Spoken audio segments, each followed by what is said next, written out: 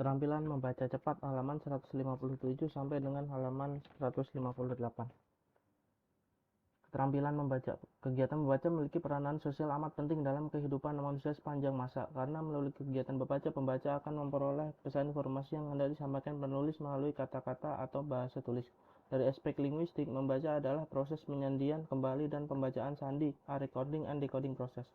Berbeda dengan berbicara dan menulis yang melibatkan aspek penyandingan atau encoding, kegiatan aspek pembacaan sandi decoding adalah menghubungkan kata-kata tulis atau written word dengan makna bahasa lisan atau oral language meaning yang mencangkup pengubahan tulisan atau cetakan menjadi bunyi yang bermakna.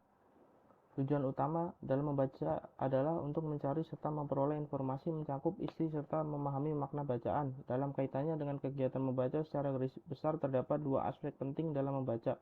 Pertama, keterampilan yang bersifat mekanis atau mechanical skill yang berada pada urutan yang lebih rendah atau lower order. Aspek ini mencakup pengenalan bentuk huruf, pengenalan unsur-unsur linguistik seperti fonem dan grooven, kata, frasa, pola klausa, kalimat, dan sebagainya. Kedua, kecepatan membaca bertaraf lambat, yaitu keterampilan yang bersifat pemahaman atau comprehension skill yang berada pada urutan yang lebih tinggi atau higher order. Aspek ini mencakup memahami pengertian sederhana, leksikal, gramatikal, retorikal, memahami signifikansi atau makna, evaluasi atau penilaian, berupa isi dan bentuk, dan kecepatan.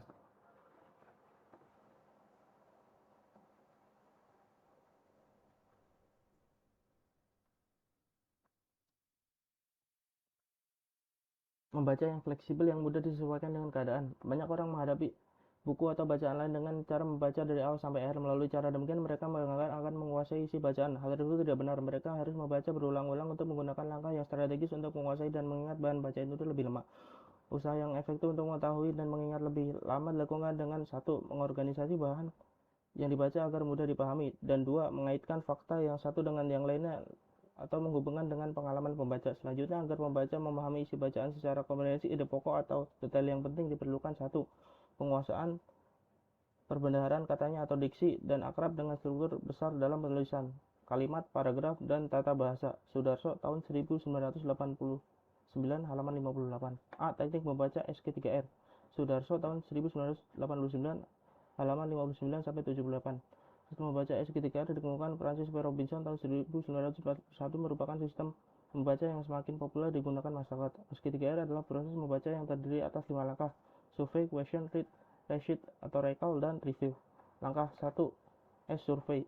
Survey atau prabaca adalah teknik mengenal bahasa sebelum membaca secara lengkap. Dilakukan untuk mengetahui organisasi dan intisar umum yang akan dibaca, dengan maksud untuk mempercepat: 1. Mempercepat menangkap arti, 2. Mendapatkan abstrak.